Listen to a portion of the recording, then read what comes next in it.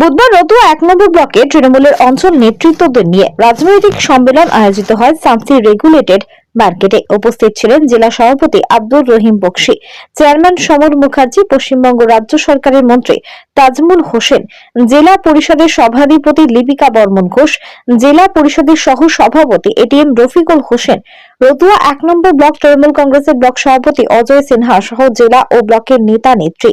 এদিন মঞ্চে বক্তব্য রাখতে গিয়ে মালদা জেলার তৃণমূল কংগ্রেসের সভাপতি আব্দুর রহিম বকশী বলেন, মালদা জেলার মানুষ প্রথমে বুঝতে পারেনি তৃণমূল কংগ্রেসের পার্টিটাকে নিজের স্বার্থে বিক্রি করে দিয়েছিলেন, চোরে রূপান্তরিত করে দিয়েছিলেন, তাই তাকে ছুঁড়ে ফেলে দিয়েছে মালদার মানুষ। বাংলার বাঘিনী একটাই, যার নাম মমতা ব্যানার্জি। ভারতবর্ষের মানুষ বলছেন আগামী দিনে ভারতবর্ষে লড়াই করবে মমতা ব্যানার্জির নেতৃত্বে। আজকে আমাদের নেত্রী গেছেন উত্তরবঙ্গে, গিয়ে লোকের জন্য উন্নয়নের কথা বলছেন, বিভিন্ন প্রকল্প ঘোষণা করছেন। চোর, অপদার্থ, বেঈমান, নিমক হারাম মানুষকে ভুল বোঝানোকারী বিজেপির এজেন্ট সেই বিরোধী দলনেতা কালকে শিলিগুড়িতে গিয়ে আমাদের নেত্রী মমতা ব্যানার্জিকে চোর চোর বলেছে। বন্ধু, তুমি জেনে রাখো, যদি তোমাকে মালদার মাটিতে পায় কে চোর আছে, তৃণমূল কংগ্রেস তোমাকে বুঝিয়ে ছাড়বে। শটাং শটাং কি করে আওয়াজ হয়, সেই আওয়াজ তোমাকে বোঝাবে।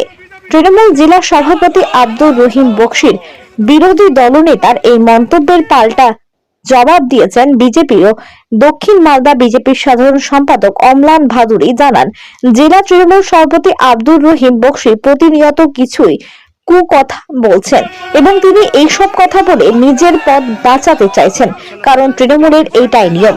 আমাদের নেতা শুভেন্দু অধিকারী হাত ধরে তৃণমূল কংগ্রেসে এসেছিলেন। Bureau report, Hind news. বক্তাদেরকে বলতে শোনা গেল মঞ্চে নাকি মঞ্চের সামনে আপনাদের কর্মীদের অভাব, কি বলবেন বিষয়টা? না, কর্মীদের অভাব তো ছিল না, আমরা সে কথা বলিনি। তারা বলছে যে বাইরে ঘুরে বেড়াচ্ছেন, এখানে সভা চলছে, বাইরে থেকে না শুনে ভিতরে আসেন, এটা বলা হয়েছে। আপনারা এখনো দেখবেন মাঠ ভর্তি লোক আছে, বাইরে ভিতরে লোকারণ্য আছে। তৃণমূল কংগ্রেসে কোনোদিন মাঠ ফাঁকা হয়, চেয়ার ফাঁকা হয়?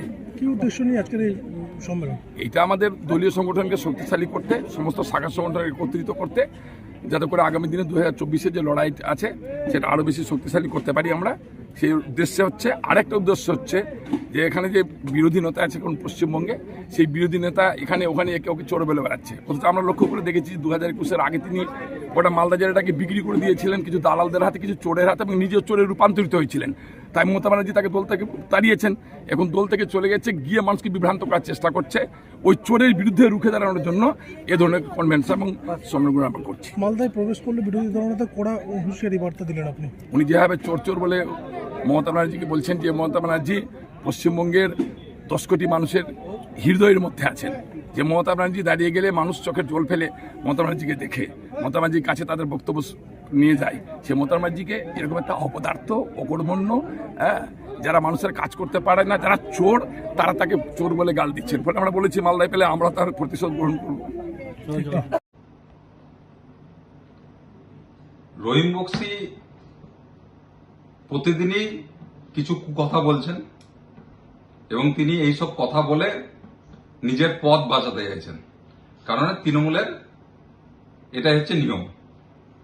মাননীয় শুভেন্দু অধিকারীর হাত ধরে তিনি তৃণমূল কংগ্রেসে ঢুকেছিলেন, আর তিনি যে চোর নিজে রহিম বকশী, সেটা মালদার মানুষ বহুদিন ধরেই জানে।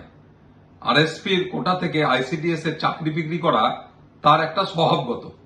সেই চোর আজকে তৃণমূলে এসে, চোরের দলে এসে চোরের সঙ্গে গলা মিলিয়েছে। আর তিনি অনেক বড় বড় কথা বলছেন, কখনো বলছেন নরেন্দ্র মোদীর কাপড় খুলে দেবেন, কখনো বলছেন শুভেন্দু অধিকারীকে মারবেন। তাকে একটা কথাই আমি বলবো, যে নিজের সিকিউরিটিটা ছেড়ে তিনি তার বাহারাল গ্রামে নিজে যেতে পারেন কিনা সেটা আগে তিনি দেখুন, কারণ সিকিউরিটি ছাড়া তিনি নিজের গ্রামেও ঢুকতে পারবেন না। সেখানকার মানুষ তাকে পিটিয়ে গ্রাম ছাড়া করে দিবে, এই তার অবস্থা। আর সে এই বড় বড় কথাটা বলছে। আজকে আমাদের রতুয়া 1 নম্বর ব্লক তৃণমূল কংগ্রেসের ব্লক সম্মেলন ছিল, রাজনৈতিক সম্মেলন। এই সম্মেলনটা শামসি রেগুলেটেড মার্কেটে আমরা করেছি। এখানে বুথভিত্তিক সমস্ত কর্মী, নেতা এবং সবাই এসেছিলেন। আমাদের নেতৃবৃন্দ ছিলেন, সারা মালদা জেলা তৃণমূল কংগ্রেসের সমস্ত স্তরের নেতৃবৃন্দ ছিলেন। তারা উপস্থিত থেকে আমাদের সম্মেলনকে সফল করার জন্য প্রচেষ্ট ছিলেন এবং বুথভিত্তিক কনভেনশন মানে হচ্ছে বুথভিত্তিক একটা সাংগঠনিক প্রতিবেদন তুলে ধরা। আমরা এটা করতে পেরেছি।